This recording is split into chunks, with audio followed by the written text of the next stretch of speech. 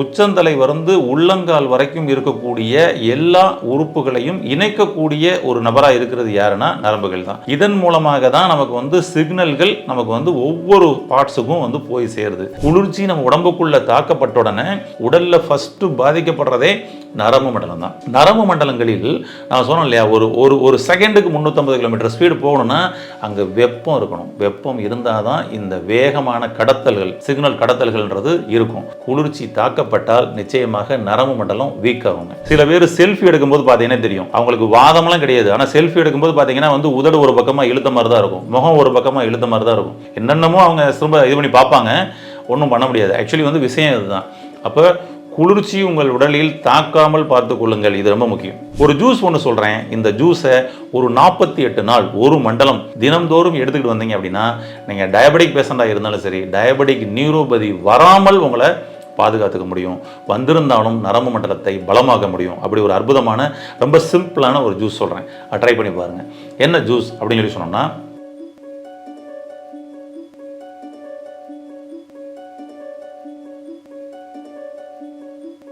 Health cafe channel viewers அனைவருக்கும் வணக்கம். இன்னைக்கு நரம்பு மண்டல பிரச்சனைகள் அப்படின்றது மக்களுக்கு வந்து இன்னைக்கு அதிகமாகிக்கிட்டு இருக்குது. குறிப்பாக டயபெட்டிக் இருக்குது அப்படின்னு சொல்லி சொன்னோம்னா, அந்த டயபெட்டிக்கில் 2வது ஸ்டேஜான டயபெட்டிக் நியூரோபதி அப்படின்னு சொல்லக்கூடிய ஒரு ப்ராப்ளத்தில் இன்னைக்கு நிறைய மக்கள் அவஸ்தைப்படக்கூடிய ஒரு சூழல் இருந்து வருது. இந்த நரம்பு மண்டலங்கள் ப்ராப்ளம் வராமல் நம்ம எப்படி பாதுகாத்துக்கலாம் அப்படின்றத பற்றி தான் இந்த பதிவில் வந்து நம்ம வந்து பார்க்க போகிறோம். வாங்க பார்க்கலாம். பொதுவாக வந்து பார்த்தீங்கன்னா, நம்மளுடைய உடம்புல நரம்பு மண்டலம் அப்படின்றது மிக முக்கிய ஒரு வேலையை பார்க்குது அப்படின்றத சொல்லலாம். உச்சந்தலை வந்து உள்ளங்கால் வரைக்கும் இருக்கக்கூடிய எல்லா உறுப்புகளையும் இணைக்கக்கூடிய ஒரு நபராக இருக்கிறது யாருன்னா நரம்புகள் தான். இதன் மூலமாக தான் நமக்கு வந்து சிக்னல்கள் நமக்கு வந்து ஒவ்வொரு பார்ட்ஸுக்கும் வந்து போய் சேருது. கட்டை விரலுக்கு பக்கத்தில் ஏதோ ஒரு கல் இருக்குது, அந்த கல் வந்து கட்டை விரலில் பற்றக்கூடாது அப்படின்றத வந்து பார்த்தீங்கன்னா வந்துட்டு நமக்கு உடனடியாக மூளைக்கு எடுத்து கொண்டு போயிட்டு நமக்கு உடனே ஒரு சிக்னல் வருது. அப்போனா காலை கொஞ்சம் மேலே தூக்கி வை அப்படின்னு சொல்லிட்டு, இதெல்லாம் எவ்வளவு ஃப்ராக்ஷன் ஆஃப் செகண்டில் நடக்குதுன்னு பாருங்களேன். அப்போ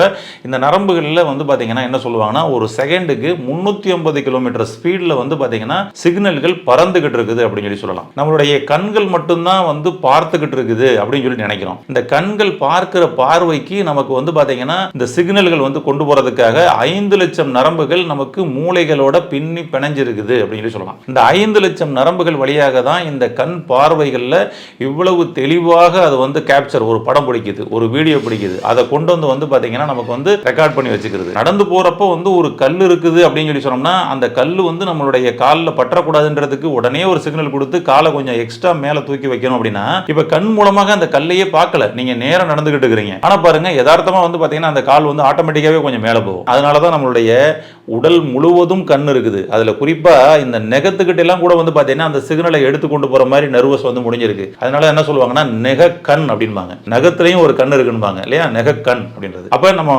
நெகத்துக்கிட்ட இருக்கக்கூடிய அந்த சென்ஸ் வந்து பாத்தீங்கன்னா அங்க வந்து நமக்கு வந்து அதை ஒரு கேப்சர், ஒரு படம் பிடிச்சு நமக்கு உடனடியாக மூளைக்கு அனுப்புது. உடனே அது சொல்லுது, எப்ப இது ஒரு ஆபத்தான ஒரு முள் இருக்குது, ஒரு கல் இருக்குது, கூர்மையான கல் இருக்குது, அதை தாண்டு அப்படின்னு சொல்லிட்டு. நம்மளுடைய மைண்டு வேற எங்கேயோ நமக்கு வந்து ஃபோக்கஸ் பண்ணிக்கிட்டு இருக்குன்னு வச்சுக்கோங்க. உங்களுடைய கவனம் நடக்கிறது மேலே இல்லாமல் வேற எதுலேயோ ஃபோக்கஸ் பண்ணிக்கிட்டு இருக்கிறீங்கன்னா, அப்போ இந்த சிக்னல் வந்து வரும் பொழுது அது அலட்சியப்படுத்தப்படுது. அப்போ தான் நம்ம வந்து பார்த்தீங்கன்னா வந்து நம்ம காலை கொண்டு போய் கல்லை இடிச்சிருவோம். நம்ம தான் இடிச்சிருப்போம், ஆனால் கல் இடிச்சிருச்சு அப்படின்னு சொல்லி சொல்லுவோம் இல்லையா. ஆமாம். அப்போ இதெல்லாம் என்ன பார்த்தீங்கன்னா, நம்ம நரம்பு செல்கள் மூலமாக போகக்கூடிய சிக்னல்கள் தான் உங்களுடைய உச்சந்தலையிலிருந்து உள்ளங்கால் வரைக்கும் மோட்டார் நர்வஸ் அப்படின்னு சொல்லி சொல்லுவோம். இயக்க நரம்புகள். நம்முடைய உடம்புல வந்து இயக்கங்கள் நடப்பதற்காக காலை மேலே தூக்கி நடக்கணும், காலை நீட்டி நடக்கணும், சமணம் போட்டு உட்காரணும், இப்போ நிற்கணும், இதெல்லாம் வந்து பார்த்தீங்கன்னா இயக்கங்கள். ஓகேங்களா. நம்முடைய உள்ளுறுப்புகளில் இயங்குதுலேயே அந்த இயங்குறதுக்கு தேவையான இயக்க நரம்புகள் அப்படின்னு சொல்லி சொல்லுவோம். அப்போ இது மூலமாக நம்ம உடலை இயக்குகிறது. அதுக்கப்புறம் சென்ஸ், நமக்கு வந்து அந்த உணர்வுகள் இருக்குல்ல, இதற்கும் வந்து பார்த்தீங்கன்னா நரம்புகள் தான். அது வந்து உணர்வு நரம்புகள் அப்படின்னு சொல்லி சொல்லுவாங்க, சென்சோரியல் நர்வஸ் அப்படின்பாங்க. இதுவும் நம்மளுடைய மூளையிலிருந்து ஒவ்வொரு பார்ட்ஸ்லையும் வந்து பார்த்தீங்கன்னா இணைக்கப்பட்டிருக்கும் இந்த சென்சோரியல் நர்வஸும். அதனால தான் நமக்கு வந்து பார்த்தீங்கன்னா நமக்கு பின்னாடி ஒருத்தர் நம்மளை வந்து இப்படி தொட போறாரு அப்படின்னா நமக்கு உடனே அலர்ட் ஆகுது. யாரோ ஒருத்தர் நமக்கு பின்னாடி நிற்கிறாங்க, நம்மளை யாரோ கூப்பிடுறாங்க, நம்மளை ஏதோ டச் பண்ண போறாங்க அப்படின்னு சொல்லிட்டு நம்மளுடைய உடம்புக்கு மூளைக்கு உடனே ஒரு சிக்னல் போகுது. டக்குன்னு நம்ம திரும்புறோம். எப்படி பாருங்க, கண்ணு வந்து பார்த்தீங்கன்னா நமக்கு முன்பக்கம் தானே இருக்குது. ஒரு சில சமயங்களை சொல்லுவாங்க, உனக்கு என்ன புடநிலையா கண்ணு இருக்குது, நேரம் ஒழுங்கா பார்த்து நடந்து வர மாட்டேன்னு சொல்லிட்டு. உண்மையிலேயே புடநிலையும் கண்ணு இருக்குது அப்படின்றது தான் இது பண்ணி சொல்லுவாங்க. அப்போ பேக் சைடில் வந்து பார்த்தீங்கன்னாலும் அந்த சென்ஸ் மூலமாக அந்த கண்ணு என்ன பண்ணால் சென்ஸ் மூலமாக ஒர்க் ஆகுது. அப்போ நம்மளுடைய ஸ்பைனல் இருக்கு பாருங்க, இந்த ஸ்பைனலும் கூட கண்ணு மாதிரி தான். ஓகேங்களா? அதுவும் வந்து பார்த்தீங்கன்னா சென்ஸ் மூலமாக நமக்கு வந்து எடுத்து பிரெயினுக்கு உடனே சிக்னல் அனுப்புது. இது எல்லாத்துக்கும் தேவையானது நரம்பு மண்டலம். இந்த நரம்பு மண்டலம் நம்ம பலமாக வச்சுக்கிட்டோம் அப்படின்னு சொல்லி சொன்னோம்னா டயபெட்டிக் இல்லைங்க, எந்த ஒரு பிரச்சனையாக இருந்தாலும் நரம்பு மண்டலம் பாதிப்பு இல்லாமல் நம்ம ஸ்ட்ராங்காக இருக்க முடியும். இன்னைக்கு டயபெட்டிக்கில் நரம்பு மண்டலங்கள் அவ்வளவுக்கு வந்து பார்த்தீங்கன்னா பலவீனப்படுத்த ஆரம்பிக்குது. அது நம்ம எடுத்துக்கக்கூடிய அந்த கெமிக்கல் மெடிசன்ஸ் சைடு எஃபெக்டா இல்லை ஒவ்வொரு நபர்களுக்கும் டயபெட்டிக்கும் இது வருதா அப்படின்னு சொல்லி சொன்னோம்னா அது ஒரு பெரிய சயின்ஸ். அதை பற்றி நிறைய பதிவுகள் கூட நம்ம வந்து ஆல்ரெடி நம்ம ஹெல்த் கஃபேல வந்து கொடுத்துக்கிறோம். பார்க்காதவங்க அதை பார்த்து நீங்கள் வந்து தெரிஞ்சுக்க முடியும். அப்போ இந்த நரம்பு மண்டலங்களை நாம வந்து பலப்படுத்திட்டோம் அப்படின்னா டயபெட்டிக்ல 2வது ஸ்டேஜான டயபெட்டிக் நியூரோபதி வராமல் தடுக்கப்படலாம். என்ன பண்ணணுங்க? நம்மளுடைய நரம்பு மண்டலங்களை நம்ம வந்து பலமா வச்சுக்கிறதுக்கு என்ன பண்ணுங்க? பழக்க வழக்க முறைகள், நம்மளுடைய பழக்க வழக்க முறைகள்லேயே வந்து பார்த்தீங்கன்னா இந்த நரம்பு மண்டலங்களை பலமா வச்சுக்கிறதுக்குரிய விஷயத்தை நம்ம வந்து பண்ணியாகணும். உடல் எப்பொழுதும் சூடா இருக்கணும், ஆனா ஓவர் சூடு இருக்கக்கூடாது, குளிர்ச்சி ஆகக்கூடாது. இந்த குளிர்ச்சி நரம்புக்கு ஆகாதுங்க. இந்த குளிர்ச்சி நரம்புகளில் அதிகப்படியான தாக்கப்படும் பொழுதுதான் உங்களுக்கு வந்து பார்த்தீங்கன்னா நரம்பு தளர்ச்சி அப்படின்ற பிரச்சனைலாம் வருது, ஃபிட்ஸ் வருது, நரம்பை பிடிச்சி இழுக்குது, டைட் ஆகுது சொல்லுவாங்கல்ல. பாருங்க, ஒரு ஐஸ் கட்டி மேலே நீங்கள் போய் மேலே நின்று பாருங்களேன். ஒரு ஐஸ் கட்டி மேலே நின்னீங்கன்னா அப்படியே காலெல்லாம் என்ன ஆயிரும், ஜூன்னு பிடிச்சி இழுக்குதுங்கன்னு. அங்கே ஃபுல்லாக நரம்புகள்லாம் வந்து பார்த்தீங்கன்னா அப்படியே உள்ளுக்குள்ளே வந்து பிடிச்சி இழுக்கிற மாதிரியான ஒரு ஃபீல் இருக்கும். ஏன்னா அப்படி ஒரு ஃப்ரீனஸ் இருக்காது. அப்படியே காலெல்லாம் கனமாயிடுச்சுங்க அப்படின்போம். என்ன நடந்துச்சுங்க? குளிர்ச்சி நம்ம உடம்புக்குள்ள தாக்கப்பட்ட உடனே உடல்ல ஃபர்ஸ்ட் பாதிக்கப்படுறதே நரம்பு மண்டலம் தான். நரம்பு மண்டலங்களில் நான் சொன்னேன் இல்லையா, ஒரு செகண்டுக்கு 350 கிலோமீட்டர் ஸ்பீடு போகணும்னா அங்கே வெப்பம் இருக்கணும். வெப்பம் இருந்தால் தான் இந்த வேகமான கடத்தல்கள், சிக்னல் கடத்தல்கள்ன்றது இருக்கும். குளிர்ச்சி தாக்கப்பட்டால் நிச்சயமாக நரம்பு மண்டலம் வீக் ஆகுங்க. எப்பெல்லாம் நம்ம உடம்புக்குள்ள வந்து குளிர்ச்சி அதிகமாக தாக்குதுன்றதை நீங்கள் கொஞ்சம் கவனத்தில் எடுத்து பாருங்க. குறிப்பாக இன்னைக்கு வீடுகளில் டைல்ஸ் தரைகளாக மாற்றிட்டோம், கிரானைட் தரைகளாக மாற்றிட்டோம், மார்பிள் தரைகளாக மாற்றிட்டோம், ஏசி வேற வீட்டில் போட்டு வச்சுட்டோம். ஏசி நம்ம மேலே படுதோ இல்லையோ டைல்ஸு கிரானைட்டு மார்பிள் மேலே கண்டினியூஸாக பட்டுக்கிட்டே இருக்குது. நார்மலாகவே அது எல்லாமே வந்து பார்த்தீங்கன்னா ஒரு கூலிங் கொடுக்கக்கூடிய ஒரு விஷயமா இருக்குது. இன்னும் இது அதிகமான கூலிங் ஆக்கிடுது. அது மேலே நீங்கள் போய் நிற்கப்படும் பொழுது நீங்கள் ஐஸ் கட்டி மேலே நிற்கிற மாதிரி தான். அது கொஞ்சமாக கூலிங் இருந்தாலும் சரி, கொஞ்சம் கொஞ்சமாக நம்மளுடைய உடம்புல அந்த குளிர்ச்சி தாக்கம் அப்படின்றது ஏற்பட ஆரம்பிக்குது. இதுதான் இன்னைக்கு நரம்பு மண்டலத்தை ஃபுல்லாக வந்து பலவீனப்படுத்துது அப்படின்னு சொல்லலாம். டயபெட்டிக் பேஷண்ட்ஸுக்கு கூட பாருங்க, ஐஸ் கட்டி மேலே நின்ன மாதிரி தான் கால் பாதம் வந்து பார்த்தீங்கன்னா அப்படி ஜிவ்வுன்னு இருக்கும், மரத்து போட மாதிரி இருக்கும், உணர்வே இல்லைங்க அப்படின்னு, மரக்கட்ட இருக்குதுங்க, கனமா இருக்குதுங்க, மடக்க முடியலங்க, ஸ்டிஃப்னஸ் இருக்குதுங்க. ஆனா மசில்ஸ் எல்லாம் தொலைதலன்னு இருக்கும். கால்ல அது மட்டும் தான் அவங்க வந்து ஃபீல் பண்ணுவாங்க. கால் உளைச்சல்கள்லாம் இருக்குதுங்க அப்படின்னு சொல்லி சொல்லுவாங்க. சில பேருக்கு நடுக்கமே ஆயிருது இல்லையா, பார்க்கின்சம் அப்படின்றோம். பார்க்கின்சம் என்னங்க? நரம்பு தளர்ச்சி. இந்த நரம்பு தளர்ச்சி எதனால் ஏற்பட்டது? அங்க குளிர்ச்சி, நரம்புகளில் குளிர்ச்சி தாக்கப்பட்டதால் ஏற்பட்டது. சரிங்களா? அவ்வளவுதாங்க. குளிர்ச்சியான காத்து உள்ள தாக்கம் ஏற்பட்டுச்சுன்னா கூட வந்து பாத்தீங்கன்னா அங்க நரம்பு தளர்ச்சி ஏற்படும். அதுதான் வாதம் அப்படின்பாங்க. அப்ப இந்த வாத நோய்களுக்கு கூட குளிர்ச்சியான காற்று தான். கரெக்டுங்களா? அவ்வளவுதான். இப்ப இதை நம்ம அவாய்ட் பண்ணி ஆகணும். சில பேர் வந்து பாத்தீங்கன்னா நைட்டு நம்ம படுத்து தூங்கப்படும் பொழுது வந்து பாத்தீங்கன்னா ஃபேன் நேரம் நம்மளுடைய தலைப்பகுதியிலேயே படுற மாதிரி வச்சிருப்பாங்க. அது நம்ம வந்து மூக்கு சுவாசம் பிரீத்திங் இருக்கு பார்த்தீங்களா, அதை வந்து பாத்தீங்கன்னா தடை பண்ண ஆரம்பிச்சிடும். அப்ப ஈஸியா இன்ஹேல் எக்ஸ்ஹேல் நடக்கிறது என்ன ஆகும் அப்படின்னு சொல்லி சொன்னோம்னா, வெளியிலிருந்து ஃபோர்ஸா அந்த காத்து வருதுல, அது நேர டைரக்டா உள்ள போக ஆரம்பிச்சிடும். சுவாசம் உள்ள போறதுக்கு வந்து ஃபில்ட்ரேஷன் சிஸ்டம்ன்றதே நிறைய இருக்குதுங்க. உங்களுக்கு வந்து உள்ளுக்குள்ள ஆக்சிஜன் போகணும்னா அதை ஃபில்டர் பண்ணி பியூரிட்டி 100% பியூரிட்டியான ஆக்சிஜனாக கொண்டு போய் லங்ஸுக்கு கொடுக்கணும்னு சொல்லிட்டு ஒரு சிஸ்டமே இருக்குது. ஆனால் அது வேலை பார்க்காம என்ன பண்ணுறோன்னா, காற்று வேகமாக சுற்றுற மாதிரி ஃபேனை வச்சு அதுக்கு முன்னாடி போய் நம்ம தலையை கொடுத்து வச்சுக்கிறோம் பாருங்களா, உள்ளுக்குள்ள வேகமாக காற்று உள்ளே தள்ளப்படுது. இதெல்லாம் கூட உள்ளுக்குள்ள காற்று, கெட்ட காற்று உள்ளுக்குள்ளே சுத்த ஆரம்பிக்கிறதும் தேங்க ஆரம்பிக்கிறதும், அதுவும் ஒரு பின்னாடி ஒரு ஏசி, முன்னாடி ஒரு ஃபேனு, நம்ம அடுத்து அதுக்கு முன்னாடி படுத்துக்கணும்னு வச்சுங்க, இந்த குளிர்ச்சியான காற்றை டைரெக்டாக சல்லுன்னு மூக்கு வழியாகவும் வாய் வழியாகவும் உள்ளுக்குள்ளே போக ஆரம்பிச்சிடும். இதுதான் அவர்களுக்கு வாதம் அப்படின்ற ஒரு பிரச்சனையை கூட ஏற்படுதுங்க. அதாவது இதுதான் கூட இல்லை, இதுவும் ஒரு காரணம்.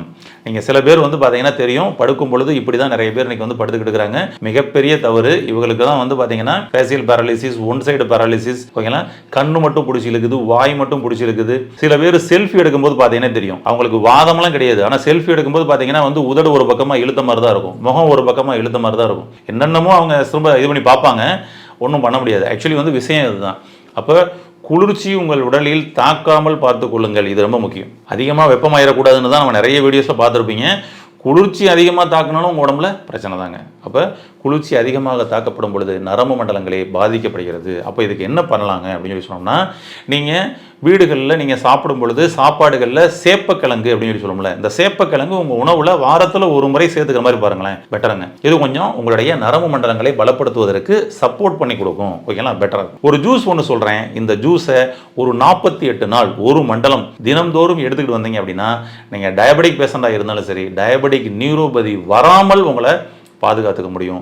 வந்திருந்தாலும் நரம்பு மண்டலத்தை பலமாக்க முடியும். அப்படி ஒரு அற்புதமான ரொம்ப சிம்பிளான ஒரு ஜூஸ் சொல்கிறேன், ட்ரை பண்ணி பாருங்கள். என்ன ஜூஸ் அப்படின்னு சொல்லி சொன்னோம்னா, மாதுளை பழ ஜூஸ். இந்த மாதுளை பழத்தை வந்து பார்த்திங்கன்னா வந்துட்டு அந்த மாதுளை பழத்துக்கு உள்ளே வந்து பார்த்திங்கன்னா அந்த ஓடு இருக்கும்ல, வெள்ளை கலரு தோல் ஓடு இருக்கும் இல்லையா, அதோடு சேர்த்து அப்படி எடுத்துங்க. மேலே தோலை மட்டும் எடுத்துருங்க. பழம், அதுக்கப்புறம் ஊட வந்து பார்த்திங்கன்னா அதனுடைய தோடு இருக்கும். அது வந்து அந்த மஞ்சள் கலர் ஒரு வெள்ளை கலர் மாதிரி இருக்கும். அதோடு சேர்த்து ஜூஸ் பண்ணுங்கள். பட் இங்கே என்னென்னா, ஜீனி சேர்க்கக்கூடாது, பால் சேர்க்கக்கூடாது. ஓகேங்களா, டைரெக்டாக கொஞ்சம் தண்ணியை ஊற்றி ஜூஸ் பண்ணுங்கள், அவ்வளோதான். டைரெக்டாக ஜூஸ் அடிங்க. கொஞ்சம் தண்ணி கூட ஊற்றணும் அவசியம் இல்லை, கொஞ்சம் ஊற்றி அடிச்சிங்க, கொஞ்சம் நல்லாயிருக்கும். ஓகேங்களா, ரைட். பால் ஜீனி சேர்க்கக்கூடாது, மிக முக்கியமான கண்டிஷன். பண்ணிவிட்டு ஜூஸ் பண்ணிவிட்டு அதில் இனிப்புக்கு தேன் கலந்துக்குங்க. இது சர்க்கரை டயபெட்டிக் இருக்குதுங்க, தேன் கலந்துக்கலாமாங்க அப்படின்னா தாராளமாக நீங்கள் தேன் கலந்துக்கலாம், ஒன்றும் பயப்பட தேவையில்லை. ஏன்னா நீங்கள் சாப்பிட்டுட்டு 1.5 மணி நேரம் கழித்து திரும்பவும் உங்களோட சுகரை செக் பண்ணி பாருங்கள், கூடி இருக்கிறதுக்கு வாய்ப்பே கிடையாது. ஓகேங்களா, ஆமாம். டயபெட்டிக் பேஷண்ட்டும் சாப்பிட்லான்றதுக்காக நான் சொல்கிறேன். எனக்கு டயபெட்டிக் பேஷண்ட்ஸுக்கு தான் குறிப்பாக நரம்பு மண்டல பாதிப்பு ஏற்படுது. கால்பாத மதமதப்பிலிருந்து, எரிச்சல்லிருந்து, ஸ்டிஃப்னஸ்லேருந்து அவங்களுக்கு தான் அந்த டிஸ்டர்பன்ஸ் ஏற்படுது. அப்போ தாராளமாக இதை எடுத்துக்கலாம். அப்போ என்ன பண்ணணும்னா, தேவையான அளவுக்கு ஹனி கலந்து இந்த ஜூஸை தினந்தோறும் ஒரு 48 நாளைக்கு, ஒரு நாளைக்கு ஒரு வேளை எடுத்தாலே போதுங்க. நீங்கள் ஈவினிங் வந்து ஒரு 5 o'clock சாப்பிட்லாம், மார்னிங்னா வந்து ஒரு 11 மணிக்கு கூட நீங்கள் சாப்பிட்டுக்கலாம். எடுத்துங்க, பெட்டராக இருக்கும். ரொம்ப ரொம்ப ரொம்ப ஒரு அற்புதமான ஒரு வேலை பார்க்கும் இந்த மாதுளை பழம் ப்ளஸ் தேன் கலந்த இந்த ஜூஸை 48 நாள் எடுத்துக்கிட்டு வரும் பொழுது நிறைய பேர் இதை பலன் கண்டவங்க இருக்கிறாங்க. நீங்களும் பயன்படுத்தி உங்களுடைய அந்த அனுபவங்களை கமெண்ட் பாக்ஸில் பதிவுகளாக கொடுங்க. மற்றவர்களுக்கும் இது மிகவும் பயனுள்ளதாக அமையும். உங்களுடைய நரம்பு மண்டலத்தை பலப்படுத்தி சர்க்கரை நோயிலிருந்து அந்த சிம்டம்ஸ்லேருந்து வெளிவந்து ஆரோக்கியமாக வாழ வாழ்த்துக்கள். நன்றி. இந்த வீடியோ உங்களுக்கு பிடிச்சிருந்தா லைக் பண்ணுங்க, ஷேர் பண்ணுங்க, கமெண்ட் பண்ணுங்க. மறக்காம ஹெல்த் கஃபே தமிழ் சேனலை சப்ஸ்கிரைப் பண்ணிட்டு பெல் பட்டனை கிளிக் பண்ணிடுங்க.